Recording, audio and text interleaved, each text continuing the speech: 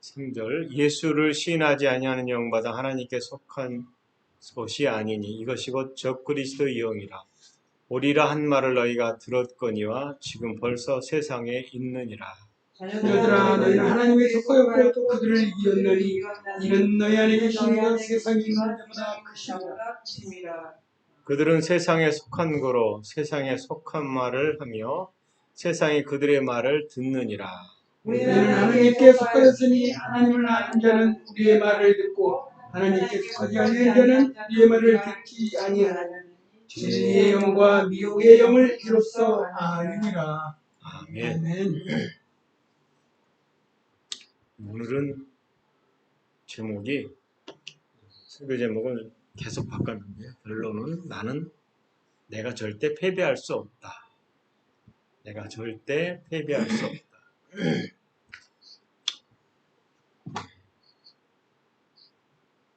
오늘 요한 1서 4장에 보면 하나님께서 세상에 속한 사람은 세상에 속한 말을 하고 세상이 그들의 말을 듣느니라 이렇게 말하고 있고요. 우리는 하나님께 속하였으니 하나님을 아는 자는 우리의 말을 듣고 하나님께 속하지 아니한 자는 우리의 말을 듣지 아니하나니. 우리가 세상에 속하지 않았습니다. 하나님께 속했죠. 하나님께 속했다는 것이 굉장한 영적인 의미가 있는데 이것을 우리가 어떻게 이해하고 발전시키고 확장시키고 깊어지느냐라는 거예요. 저번주 예수 그리스도 안에서 우리의 권세에 대한 얘기를 나눴습니다. 여러분, 이 땅의 임금은 누구죠? 사단입니다. 왜 임금이 사단일까요? 넘겨줘서. 근데 진리의 예수 그리스도의 승리는 실제로 이 땅의 임금은 아니에요. 패배자예요. 패배자인데. 그런데 제가 성경을 최근에 이제 읽다가 이 권세 얘기를 쭉 듣다가 설교 준비하다가 재미있는 생각을 좀 했어요. 예수님도 사람으로 오셨잖아요. 그리고 이 땅은 사단이 왕국이었고, 그리고 사람으로 왔다면 예수님이 원래 사람이니까 사단에게 속한 자들처럼 말을 들어야 되는데 사단이 예수님을 알아보고 섬기잖아요. 근데 우리는 이제 그 성경에서 왜 사단이 예수님 말을 듣지? 사람인데 이분이 인성으로 일하셨잖아요. 신이지만. 그런데 요한이 한 말씀이 있어요. 요한이 한 말이 만물이 그로 말미암아 지은 바 되었으니 지은 것이 하나도 그가 없이는 된 것이 없느니라 이렇게 되었어요. 즉 사단이 예수님을 봤을 때 그분은 창조자고 자기는 피조물. 그러니까 섬겨야 됩니다. 사람으로 왔는데 또 하나 다른 점은 사람은 죄가 있고 이분은 죄가 없어요. 그런 점에서 사단은 예수님을 다스릴 권리도 없고 그분은 자기의 창조주시고 들어야 된다. 이게 뭐냐면 권위와 연결되어 있어요. 제가 이 말을 하는 이유는 권위를 가진 사람만이 그 권위를 다른 사람에게 위임할 수 있다. 무슨 말인지 아시겠어요? 권위를 가진 사람, 권위를 가진 분이 그 권위를 다른 사람에게 위임할 수 있다. 이 말이 뭐냐면 하나님이 세상을 지으신 다음에 누구에게 위임했죠? 사람에게 다스릴 권리를 줬어요. 즉 원래 권위는 누구 거예요? 하나님 건데 사람에게 줬다라는. 새로울 게 없는 당연한 말이지만 이 말 속에는 명확한 뜻이 숨겨 있어요. 그리스도가 예수님이 정말로 전적인 권위를 가지고 있지 않다면, 예수님이 진짜의 권위를 가지고 있지 않다면 여러분 우리에게 절대적인 권위를 줄 수가 없는 거죠. 그렇다면 엄청난 일이 벌어져요. 여러분, 권위와 권위주의가 있어요. 어떤 사람은 제가 아니 몇 년 전에 회사에 직원을 뽑는다고 이력서를 이렇게 공고를 했어요. 그랬더니 진짜 안 와요. 사람들이 진짜 안 오더라고요. 그런데 젊은 두 사람이 남자 한 분이 와서 면접받고 또 자매가 한 번 면접받는데 그 자매가 한 말이 재밌어요. 저는 권위를 싫어합니다. 그래서 탈락됐어요. 그럼 어쩌라고요? 그러면 사장 말도 안 들을 거 아니에요. 자, 권위와 권위주의는 달라요. 무슨 말이냐면 우리는 권위를 존중하고 그 권위에 순종해야 됩니다. 그런데 권위주의는 달라요. 뭐냐면 권위를 빙자해서 불의한 일을 행하는 것이 권위주의. 그래서 부장이 권위를 가지고 있으면서 권위주의를 해요. 무슨 말이냐면 회사 일을 시키지 않고 자기 일을 시키면 권위주의. 만약에 하나님이 권위주의자면 사단은 하나님 말을 듣지 않아요. 이 말이 뭐냐면 권위에는 뭐가 있냐면 공의와 정의가 없으면 권위가 없는 거예요. 하나님이 사람에게 죄를 사해 주는데, 인간에게 죄를 사해 주는데 그냥 무조건 용서해 줘 버리면 공의가 실현되지 않는 거예요. 이거는 불법이고 부당한 거고 그 결국은 사단은 패배하지 않아요. 무슨 말인지 아시겠어요? 하나님은 정의와 공의를 실현하기 위해서 인간의 심판을 해야 되는데 그 심판을 예수 그리스도를 통해서 그분이 대신 우리 대신 죄가 되셔서 죽으시고 인류의 대속물이 되셨어요. 그래서 합당하게 합법적으로 우리를 용서하셨다라는. 그런데도 이 절대 권위를 사람이 받지 못하게 될 경우에는 엄청난 일이 벌어지는 겁니다. 여러분, 만약 우리가 세상을 다스릴 절대 권리와 권위를 받지 못하게 된다면 어떤 일이 벌어질 것인가? 어떤 일이 벌어질 것 같아요? 우리가요, 사단의 속임수에 빠지거나 희생양이 될 수 있어요. 이게 좀 어려운 말일 수 있는데 별거 아니에요. 무슨 말이냐면 하나님이 절대 권위를 받지 못할 경우에 사단이나 환경이 우리를 좌지우지하고 우리의 권위를 빼앗을 수 있다라는 얘기예요. 우리의 권리를. 그래서 우리가 이런 속임을 많이 속는데요. 사탄이 우리의 것을 도둑질하고 죽이고 멸망시킬 권리를 가지고 있다. 여러분 이 말이 맞습니까? 여러분 우리를 사로잡고 있는 약물이나 마약이나 여러 가지 중독에서 절대 우리는 극복할 수 없다? 이것도 거짓말. 우리는 부정한 환경 또는 불운, 운이 좋지 않은 것을 견디고 참아내야 된다? 이 말도 옳지 않아요. 하나님 우리에게 주신 운명은 아무나 취할 수 있는 것이다? 그것도 아니에요. 무슨 말이냐면 우리 자신이나 우리의 가족 혹은 재산, 우리의 삶의 모든 계획들은 환경이나 사단이나 세상의 어떤 자비에 달려있지 않아요. 누구에 달려있을까요? 그럼 원래 하나님께 달려있어요. 결말을 쓰시는 분이 누구시냐? 하나님이세요. 그러므로 이 하나님과 연결된 우리 외에는 우리의 삶을 아무도 바꿀 수 있는 권한이 없어요. 무슨 말이냐면 내 삶을 바꾸는 권한은 환경도 아니고 사단도 아니에요. 우리 자신이에요. 왜냐하면 하나님께서 우리를 향한 계획을 가지고 계셨잖아요. 그죠? 하나님 우리를 향해서 계획을 가지고 계세요. 근데 문제는 뭐냐면 하나님이 나를 향해서 계획을 가지고 계시기 때문에 모든 일어난 일은 하나님의 뜻이다? 이렇게 말하면 문제가 있는 거예요. 무슨 말인지 아시겠어요? 우리는 운명론자가 아니에요. 실제로 우리의 삶 가운데 불행한 일이 일어날 수 있고요. 어려운 일들을 당할 수 있어요. 이런저런 고통이 우리 가운데 찾아와요. 그러나 이런 일은 하나님이 계획한 건 아니에요. 하지만 하나님이 이렇게 말씀하세요. 믿음의 주여 온전케 하시는 이는 하나님이시다. 믿음의 주여 온전케 하시는 분이 누구세요? 하나님이시다.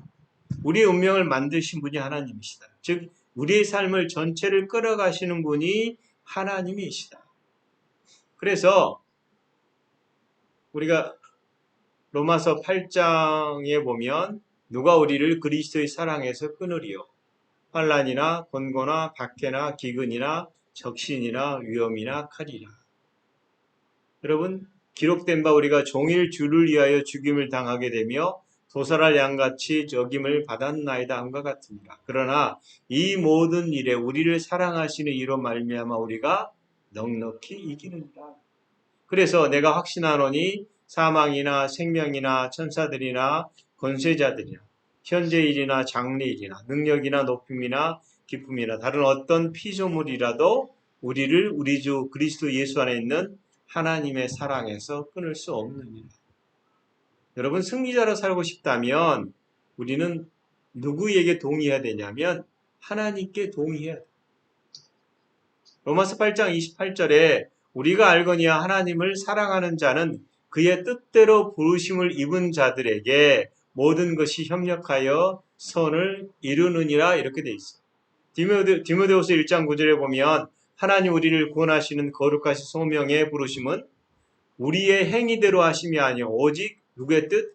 자기의 뜻과 영원 전부터 그리스도 예수 안에서 우리에게 주신 은혜대로 하심이라. 여러분 하나님이 우리를 위해서 뭔가를 정하셨다. 이게 하나님의 뜻이라는 거예요. 그 뜻이 뭐냐? 그게 신약 성경에 나와 있어요. 뜻이라는 것이 헬라어 프로테시스인데요. 이 미리 테시스 정의 원칙 뭔가를 실현해낼 수 있도록 그 뜻이 나타났다라는 거예요. 이게 시편 139편 16절에 내 형질이 이루어지기 전에 주의 눈이 보셨으며 여러분 내가 이 땅에서 형질이 이루어지기 전에 누가 봤어요? 하나님의 눈이 보셨다. 그 다음에 나를 위하여 정한 날이 하나도 되기 전에 날이 하나도 되기 전에 주의 책에 뭐예요? 다 기록되었나이다. 이거 얼마나 놀라운 일이에요. 하나님의 뜻이 이미 하나님이 내가 태어나기도 전에 창세 전에 다 준비되어졌다. 이 말은요 운명론을 얘기하는 게 아니에요. 그래서 내가 여기서 이걸 집어던지면 이거 하나님 뜻이야 라는 게 말하는 것이 아니라 하나님의 계획이 있는데 이 계획을 따라 순종하느냐 순종하지 않느냐는 누구의 몫이에요? 우리 몫이에요. 우리가 자신의 이 운명을 경험할 권리 주장을 할 권위가 있어요. 하나님이 우리에게 이런 권리를 주셨다. 그래서 어떤 부정적인 환경, 어떤 어려움이 우리의 삶을 하나님의 계획에서 흔들 수 없다라는 사실을 우리가 믿어야 된다라는 거예요. 여러분, 우리 삶이 하나님의 계획대로 순탄하느냐? 그렇지 않아요. 우리 환경은 우리에게 상처를 줄 수 있어요. 우리가 모든 사람이 태어나면서 확실한 인생이 아니에요. 여러분 태어나서 우리의 인생이 불확실해요. 어떻게 살아야 될지도 모르겠어요. 수많은 어려움들을 겪어요. 그럼에도 불구하고 여러분 이 고통의 길에서 궁극적으로 유일한 길은 인생을 만드시는 하나님이 계시다라는 거예요. 그래서 여러분 우리가 하나님을 알아야 되는 이유는 그분이 나를 향한 계획을 알 수 있기 때문에 성경에는 너희 염려를 다 주께 맡겨버리라 이는 저가 너희를 공고하심이라 베드로전서 5장 7절에 되어 있습니다. 여러분 해답은 쉽지만 우리는 이 길을 따라가지 않고 멀리 돌아갑니다. 여러분 그냥 돌아오면 좋겠는데 고통스럽게 있다가 돌아오는 사람들이 많아요. 그러나 돌아오면 우리는 슬픔이 아닌 기쁨을 맛보게 된다라는 거예요. 시편 30편 5절에 저녁에는 울음이 기숙할지라도 아침에는 뭐가 와요? 기쁨이 오리로다 라고 되어 있습니다. 그래서 우리가 세상에서 마음속에 깊은 상처를 받을지라도 극복할 수 있는 이유가 뭐냐면 슬픔 대신 뭘 줬어요? 화관을 줬기 때문에. 그래서 하나님의 성실하심은 우리의 삶을 파괴하는 게 아니에요. 결국은 뭐예요? 해피엔딩. 이걸 하나님이 계획하셨다는 거예요. 나를 향한 계획은 해피엔딩. 많은 사람들이 이 사실을 모르기 때문에 해피엔딩이 아니라 뭐예요? 불행으로 자살하는 사람들이 있는 거예요. 심지어는 요즘은 인터넷에서 자살 모임을 가져요. 모여가지고 한 번에 어디 가서 죽었어요. 전혀 모르는 사람끼리 모여서 죽는 일이 벌어져요. 이게 사단이 하는 일이죠. 여러분, 에베소서 2장 10절에 보면 우리는 그의 만드신 바라 그리스도 예수 안에서 선한 일을 위하여 지으심을 받은 자니 이 일은 하나님이 전에 예비하사 우리를 그 가운데 행하게 하려 하심이라 라고 되어 있어요. 우리가 걸어가도록 하나님이 준비해 놓은 그 일을 전에 예비된 것이다 라는 겁니다. 여기 여러분 이게 만드신 바 그가 우리는 그의 만드신 바 이 만드신 바가요 포이에마예요. 여러분 포이에마라는 출판사가 있어요. 기독교 출판인데 이 포이에마가 무슨 뜻이냐면 완제품을 만들었다. 우리가 새로운 피조물이잖아요. 완제품이에요. 우리가 태어났을 때에 완제품으로 태어나요. 그러나 자라나요. 뭔가요? 우리의 생각이, 우리의 행실이 바뀌어야 됩니다. 이 포이에마에서 포임이 뭐냐면 포임, 시인이라는 뜻이거든요. 근데 시인이고 시인이라는 이 시의 단어가 영어가 나왔고요. 하나님은 시인이세요. 그럼 우리는 뭐예요? 시인. 그분이 시인이고 우리는 시예요. 그분이 시를 지으시는 거예요. 우리를 지으셨어요. 근데 완제품으로 지었다라는 거예요. 어려운 시절을 겪다 보면 인생이 어렵다라는 생각을 가질지 몰라요. 그런데 하나님, 시인신 하나님이 우리 인생을 위한 음률과 이유를 가지고 계신다라는 창조주 하나님 우리가 첫 호흡을 하기 전부터 우리를 위한 계획을 가지고 계셨다. 그런데 그 계획이 선한 거겠어요? 나쁜 거겠어요? 선한 거예요. 근데 이거를 훔쳐갈 어느 누구도 훔쳐갈 권리가 없는 거죠. 근데 우리가 이 권리를 뺏겼다. 억울한 일 아니겠어요?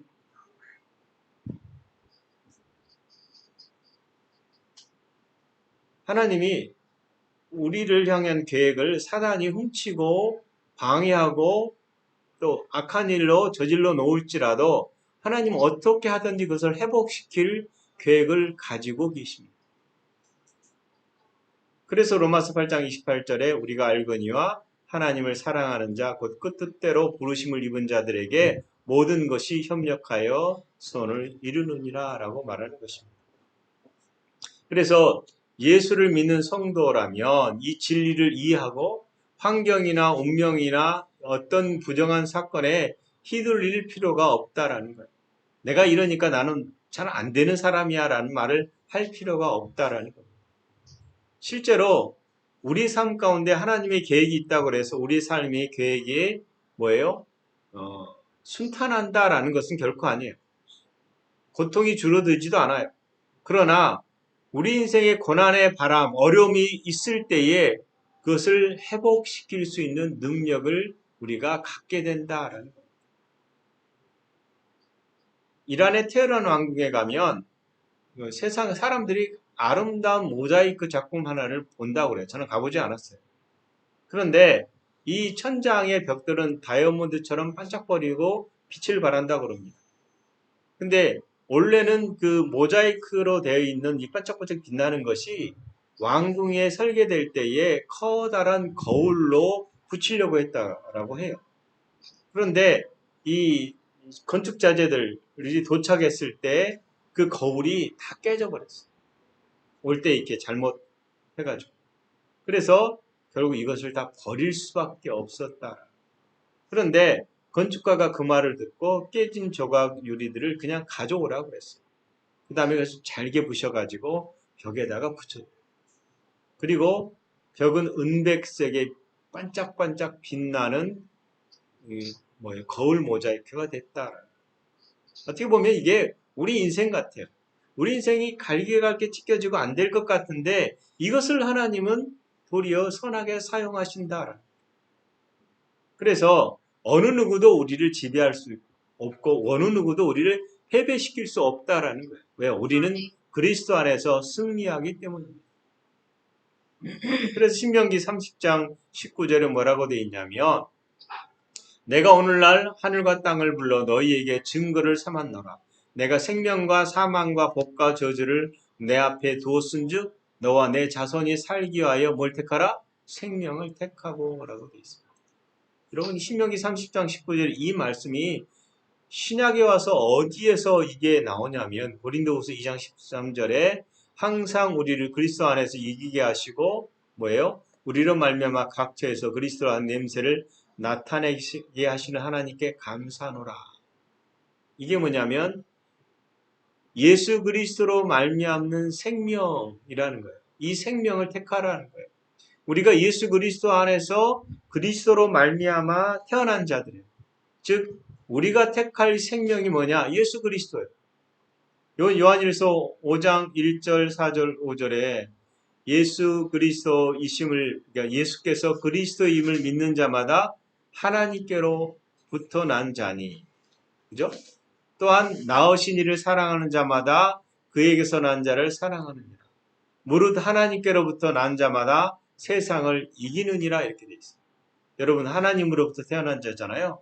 하나님으로부터 태어난 자는 뭐예요? 세상을 이기는 자예요. 승리하는 자예요. 이것이 믿음이니라. 예수께서 하나님의 아들이심을 믿는 자가 아니면 세상을 이기는 자가 누구냐? 여러분 우리는 세상을 이긴 자예요. 놀랍잖아요. 내가 세상을 이긴 자예요. 이긴 자에게는 하나님께서 뭐라고 말씀하시냐면 우리에게 모든 필요한 것을 채우셨다라고 얘기해요. 빌립보서 4장 19절 4.19 혁명이 일어난 이 구절입니다. 나의 하나님이 그리스도 예수 안에서 영광 가운데 그 풍성한 대로 너희의 모든 쓸 것을 채우시리라. 하나님이 아담 안에서 우리에게 모든 풍성한 것을 주셨거든요. 근데 이것을 빼앗겼어요. 그러자 하나님이 예수님의 십자가의 구속을 통해서 그 빼앗긴 것을 되찾으시고 예수님 안에 두셨다라는 거예요. 그래서 우리는 예수님 안에서 모든 것을 다시금 사용할 수 있게 되었다라는 거예요. 그러므로 그리스도인들은 다시는 패배를 인정하지 말아야 된다는 거예요. 여러분 성경에 기록된 수많은 약속들이 하나하나의 조건들이 있지만 그 조건에 대한 결정을 우리가 해야 되는 거예요. 우리가 믿음으로 고백해야 되는 거예요. 우리가 믿음으로 생명을 택해야 되는 거예요. 여러분 갑자기 그 목사님 생각이 안 나는데 미국에 있는 그분의 책에 이런 말씀이 있어요. 그분 친구 되는 윌 포드라는 사람이 있는데 이 윌 포드라는 분이 갑자기 빚도 지지 않은 7만 달러의 빚을 갚게 되는 아주 억울한 일이 생긴 거예요. 분명히 돈을 줬는데도 불구하고 거기에 대한 증거가 없어요. 오랜 시간이 지나서. 그래서 상대방이 빚지지 않았는데 상대방 회사에서 그걸 내놓으라고 요청한 거예요. 억울하죠. 아무런 증거도 보이지 않아요. 그래서 뒤집어쓸 일이 생긴 거죠. 난 줬대니까 저쪽은 증거가 없다는 걸 알고 계속 돈 안 갚았어. 돈 내놔. 라고 하는 거예요. 그리고 이게 뭐라고 하는 거예요. 그래서 너무 힘든 거예요. 싸우려고 해도 이게 증거도 없고 억울하기도 하고 그런 가운데 자포자기하고 낙담하고 있는데 길을 가다가 교회 부흥회가 있어요. 그래서 부흥회에 참석했어요. 사람들은 찬양을 하고 예배 드리는데 자기는 한숨만 나오는 거죠.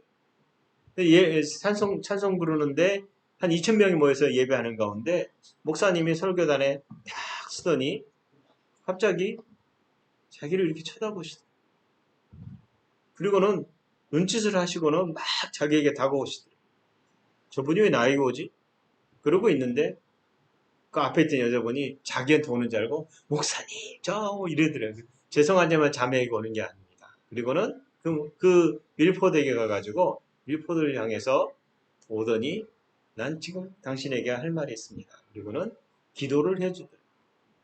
이분이 거기서 기도받고 쓰러졌어요. 그냥 쓰러져서 누워서 놀라운 일을 경험한 거예요. 하나님의 사랑이 자기를 풀 것 같다는 느낌을 받은 거죠. 눈물을 흘리면서 하나님께 왜 하나님이 하필이면 이 많은 사람 중에 저를 고르셨습니까? 라고 물어보셨어요. 물어봤더니 하나님이 이렇게 말씀하시더래요. 내가 너를 얼마나 사랑하는지를 알게 하려는 것이다. 이분이 그 음성에 일어나서 울고 했겠죠. 그리고 자기 삶이 망가져서 엉망인데도 불구하고 소망이 없다고 생각했는데 그럼에도 불구하고 그 하나님의 사랑에 감격해서 울면서 기도를 했죠. 그런 가운데서 어떤 담대함이 생겼냐면 이 권리에 대한 생각이 들어서 기도가 바뀐 거예요. 그리고 계속 기도하는 가운데 무슨 일이 벌어졌냐면 그 협박했던 회사가 수사 대상이 됩니다.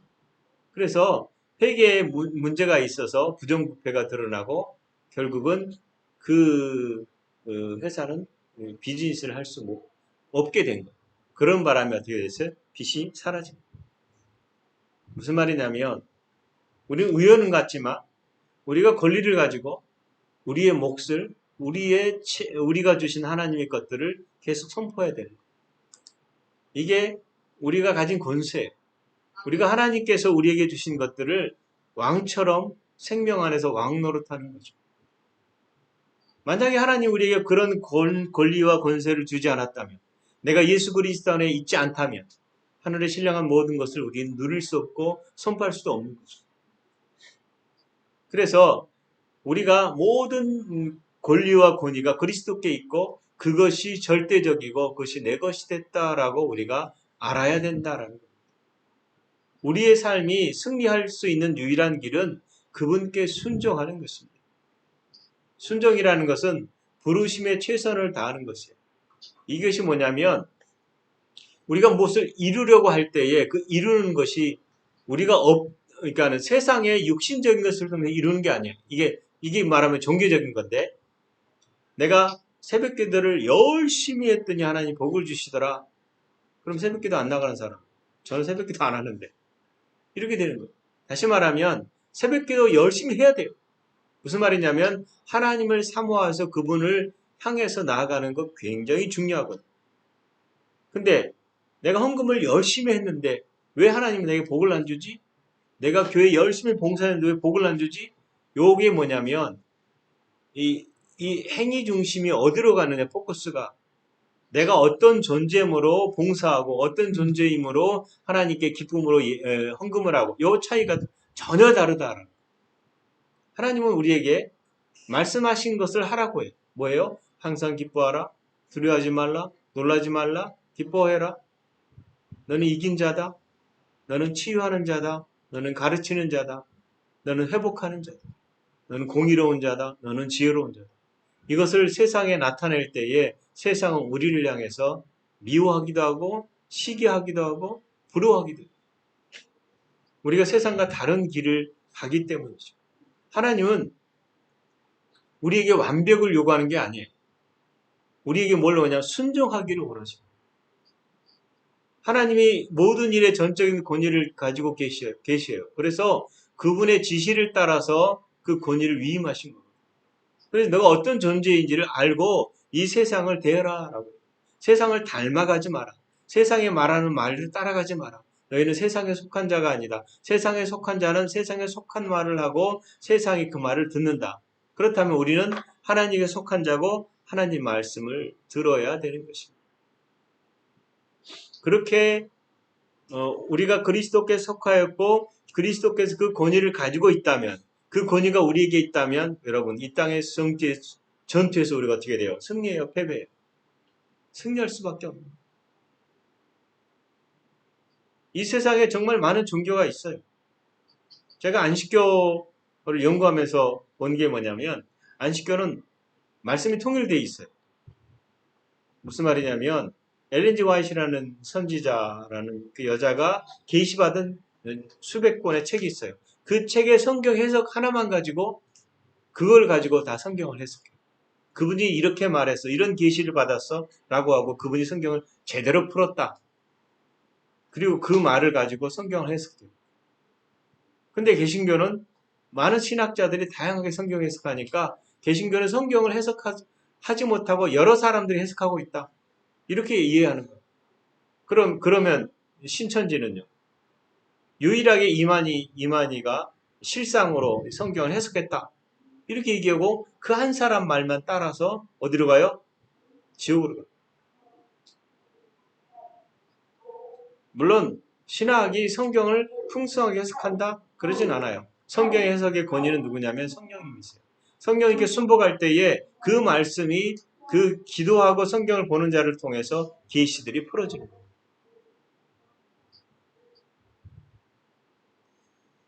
우리는 궁극적으로 이 땅의 통제권을 누가 가지고 있느냐라고 말할 때 결론은 나와 있어요. 그게 이 계시록 11장 5절에 일곱째 천사가 나팔을 불며 하늘에 큰 음성이 나서 가로되 세상 나라가 우리와 우리 주 예수 그리스도가 나라가 되어 그가 세세토록 왕노릇 하시리로다 라고 되어 있어요. 여러분,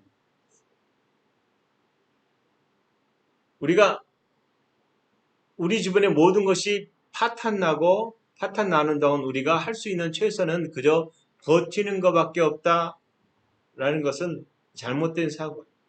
우리는 이 땅을 통치하는 자고 이미 이긴 자다라는 거예요. 그래서 요한복음 16장 33절에 이것을 너에게 이름은 너희로 새 안에서 평안을 누리게 하려 함이라.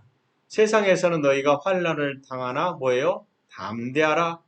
내가 세상을 이겼노라. 여러분, 예수님이 이겼지 내가 이겼어요? 라고 말하는데 우리는 예수님 안에서 그분의 이김을 가지고 사는 자다라는. 그래서 최후의 결말, 최후의 승리를 안다는 것은 궁극적으로 뭐예요? 우리가 승리의 삶을 살게 된다라는 거예요.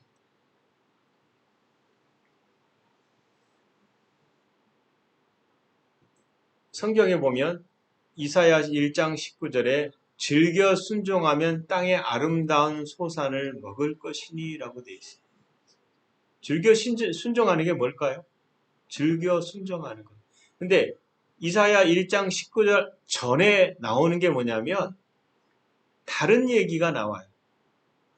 뭐냐면 이스라엘의 상황에 대해서 하나님 말씀하신 거예요. 선지자를 통해서. 그거를 메시지 성경에 보니까 이렇게 풀어요. 나는 너희가 죄를 짓는 와중에서도 종교하는 그런 것에 넌덜리거나 한다. 너희가 다음에 기도 의식을 드리는 척 하더라도 나는 쳐다보지도 않겠다. 너희가 아무리 길게 크게 자주 기도할지라도 나는 듣지 않겠다. 그 이유를 아느냐? 너희가 사람을 갈기 잡아 뜯었고 너희 손은 피로 가득하다. 집에 가서 씻으라. 너희 행실을 깨끗하게 하라. 너희 삶에서 악한 일을 쓸어버려. 더 이상 그것들이 내 눈에 띄지 않게 하라. 부정한 일을 거절하라. 옳은 일을 할 때에 뭐예요? 우리가 정의를 위해서 일해라. 아무것도 가진 없는 사람을 도와주라. 집 없는 사람들에게 편에 서라. 강한 능력이 없는 사람들을 위해 싸우라. 뭐예요? 불의한 일에 앞장서지 말고요. 그리스도인들이 선한 일에 옳은 일에 서라. 이 소리. 예배 드린다고 말하면서 그 종교적인 행위는 그쳐라. 하나님은 속을 아신다. 그래서 즐겨 순종하면 땅의 아름다운 소산을 먹을 것이다. 라고. 여러분, 저는 기자 생활하면서 정말 불의한 것들이 이기는 걸 많이 봤어요. 불의한 일들이 재판에 이기는 걸 많이 봤다고. 왜요? 돈으로 그것을 매수하는 일들이 벌어져요. 로펌의 얼마나 많은 논리를 통해서 분명히 거짓말인데 이기게 만들어요. 그게 세상이에요. 그러나 하나님 앞에서는 통하지 않아요. 하나님은 그리스도인들이 바른 일에 서라. 부정한 일을 거절해라. 정의를 위해 싸워라. 없는 사람을 도와줘라. 그게 즐겨 순종하는 거예요. 이사야 1장 14절부터 20절 보면 오라 나와 변론하자. 너희 죄가 주홍 같을지라도 눈과 같이 휘어질 것이다. 우리가 하나님 앞에 가야 되는 것입니다. 하나님은 우리를 향해서 끊임없이 회개하고 온전한 삶으로 내가 어떤 존재인지를 알기를 원하세요. 예수님을 통해서 너의 운명이 이미 그리스도 안에서 정해져 있다. 너는 내가 정한 그 계획을 따라 살면 인생이 성공하는 것이다.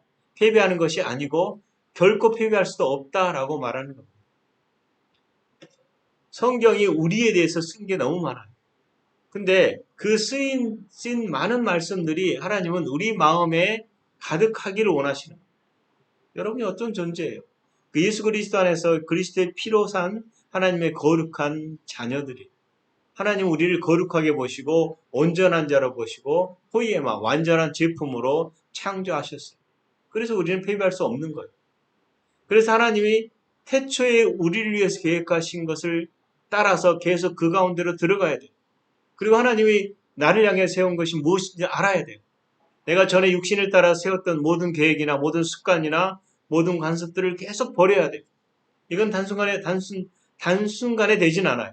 그러나 계속해서 자라나야 돼요. 어디요? 그리스도의 분량으로 자라나야 돼요. 그럴 때일수록 우리는 그 순간순간마다 승리를 경험하게 된다라는 사실입니다. 그럼 믿음의 싸움을 계속합시다. 넘어질지라도 또 일어납시다. 그리고 우리를 향해서 하나님이 너는 이긴 자다라고 말하는 그 이김을 계속 고백합시다.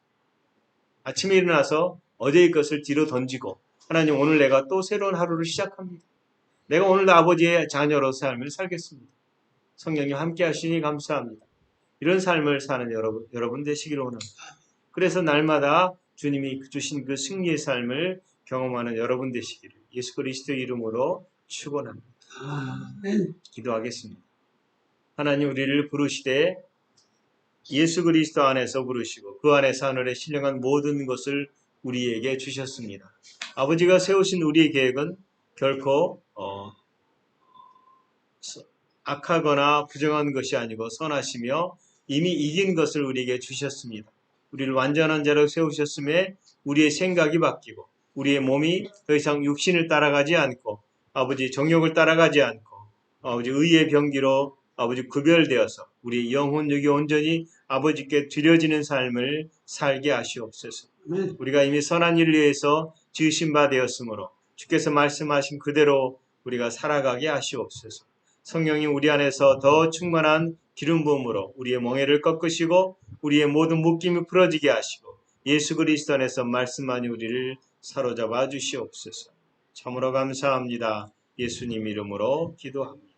아멘.